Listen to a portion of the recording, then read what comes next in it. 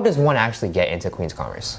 Yep. So that was something that I'm sure a lot of us kind of had to ask ourselves last year when we did the supplementary applications to actually get into this program. So it was stressful, man. It was. Like that whole time that I was doing my supplementary essays, they were so stressful. And I spent so much time just like procrastinating doing it just because I didn't know where to start, like how I wanted to start.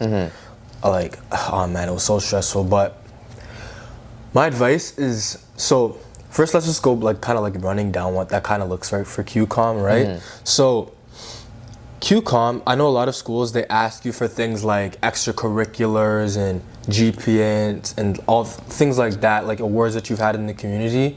Queen's Commerce takes a different route in the fact that you get automatically generated 2 questions, and that's basically your entire supplementary application. You get like, I think like 2,000 characters or something like that? I think, yeah, it's roughly 2,000 characters, but keep in mind that the first step is you have to hit the minimum grade cutoff. Yeah, okay, yeah. So the minimum grade cutoff, it fluctuates. I feel like it fluctuates every year based on where people's standings are, but last year it was an 87%. And so as long as you hit that 87%, your marks didn't matter, because after that, it literally said on the website, it literally came down to your supplementary essays. Exactly. And I'll give a bit of the reasoning behind that, because when I went to one of the open houses, they kind of give a bit more insight into why they do that. Basically, they say, if you're good enough to achieve an 87 average in high school, they think that you have like a good enough skill set and tool set to succeed here, right? And so whether you got an 87 or a 99, right? They're trying to get a read on how you, like what you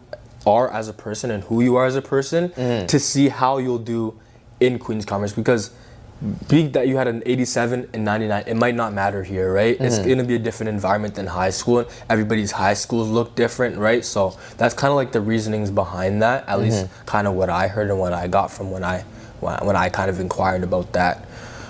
So the first thing that I would say, because I got 2 questions, and I remember these 2 questions well. The first thing I got was, who was a person that was influential in your life? Or that question at its core, maybe in different words, right? And so I'll just give a little bit of insight into what I kind of responded. We can talk about you afterwards. The first thing I thought about was, okay, I'm sure they're getting a lot of impressive people who've done all these amazing things. How am I gonna differentiate myself from everybody else and look different from the herd, right?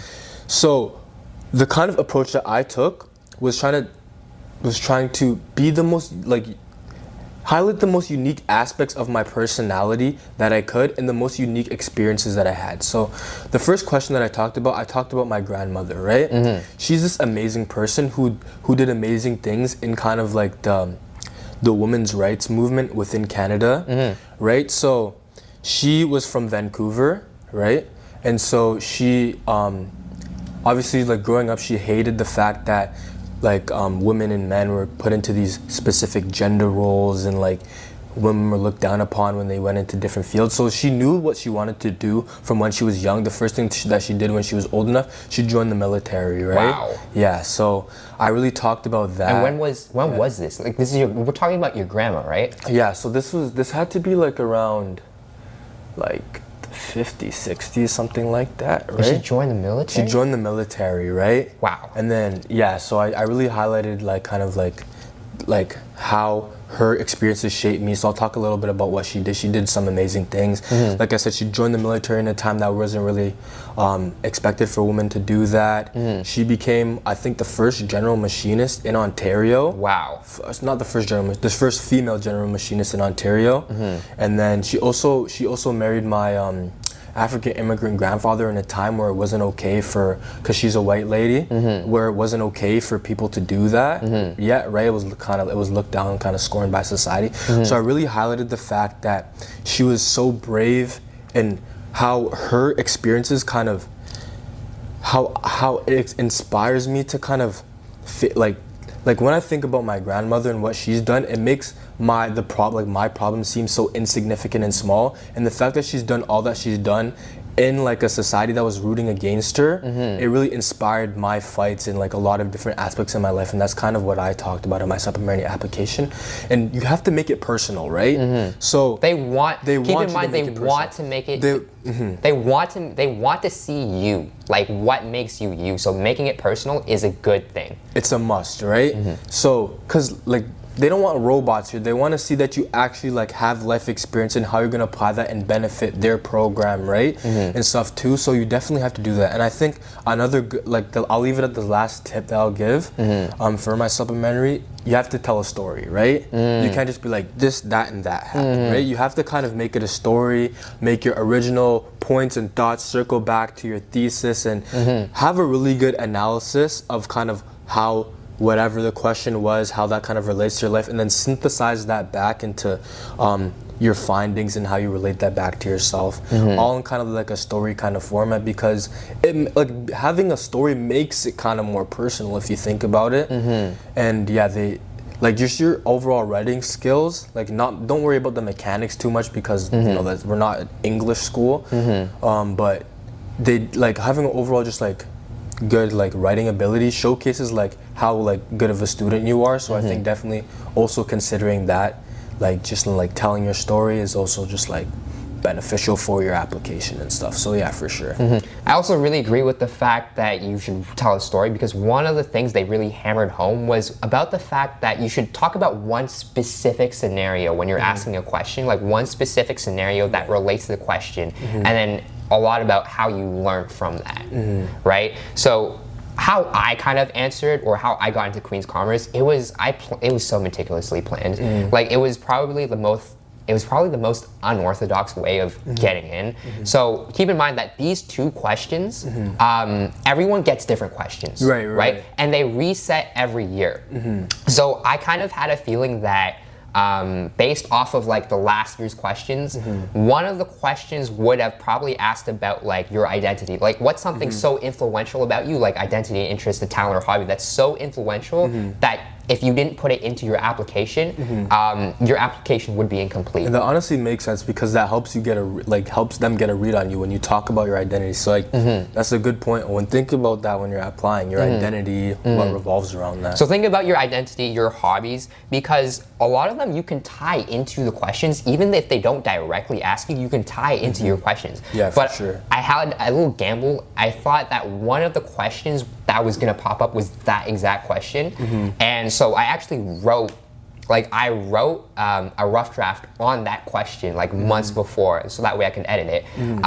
But what I actually did was, you know our dean, Wanda Costin? Yeah. I actually did research on her, so I researched into what she was like growing up, and then I found an article on Queen's Commerce where she did an interview about what she's looking for like Smith School student, like Smith business, and what she hopes to achieve over the next 4 years or however long she plans to stay. And one of the key points that she really hammered home on that interview was that she wants to accept applicants with like huge diverse interests and backgrounds, that are team players, that are leaders, right? So like when you're thinking of this not as a high school student writing to get in, but if you're thinking about this from the mindset of, oh, I'm a reader, that changes the perspective of it. So now I'm thinking like, okay, if this was Dr. Wanda Costin that's reading my essay, these are the traits that I need to highlight. I need to highlight that I'm a leader, that I'm a team player, that I value diversity, that I'm inclusive, right? So these are like the mind games that I was playing, right? And so luckily that actually worked out, because one of the questions that was literally on my 2 supplementary essays, one of the prompts was describe like what's something that's so influential about you that you can't like not put, that your form or application would be incomplete. So I talked about, for me, it's ironic because I talked about photography. And I talked about how, for me, photography is my way of communicating with people. What a lot of people don't know is that I was like a shy kid growing up. And so for me, I could talk to people with a camera, because when you take a picture, right? Pictures are universal. It can capture emotions such as anger, joy, sadness, excitement. All of these emotions are universal. So if you show someone with it, like from a different culture, that they don't even have to speak the same language, but if you show like a picture of a person smiling, they'll understand.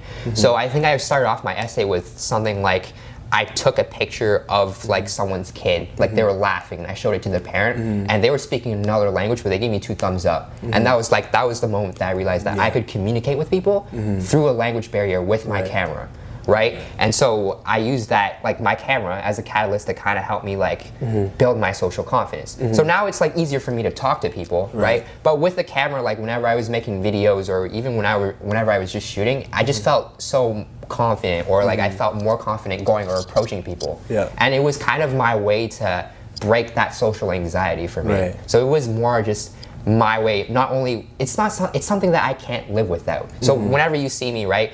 Obviously, I have the vlogs, I have the podcast, I have like the street interviews. Like, ironically, on my lessons, everybody's always asking this guy, "Oh my gosh, are you the guy that does the vlog?" Yeah, it's so funny because literally on my last slide of that essay, I literally put, as I come into Queens, I just have one question in mind, right? With my camera, what's your story? And that really highlights like literally what I'm doing. Like with this podcast, I'm literally sharing people's stories from the class of 27, how they got in, right? With my vlogs, I'm kind of highlighting like, this is what I'm doing like as a day of life as a commerce student. And it's like really impactful because it gets a lot of people see them, whether it's in the form of entertainment or even like education. And it's like, when they come up to me, I'm like, okay, well, I'm making like, this is my way of helping people. So it's kind of like, that's kind of like what I wrote about. And so like, that was kind of my unique twist to put on like photography. So that's definitely, you guys take notes when you're applying. Think about, how can I be like Owen Garcia? Smart guy. I didn't even think to do all that research. Do that. It's him. Be like him. Man, you gas me up so much, bro. Sean, I just want to thank you once again for coming on the podcast, man. You were absolute incredible guest, man. No problem, man. It's a pleasure. I've been wanting to come on this for a while. All right, so that wraps up today's content episode for the Garcia podcast. If you want to see more episodes with more guests from Queens Commerce, make sure to hit that follow button, make sure to hit that subscribe button, and until next time, peace.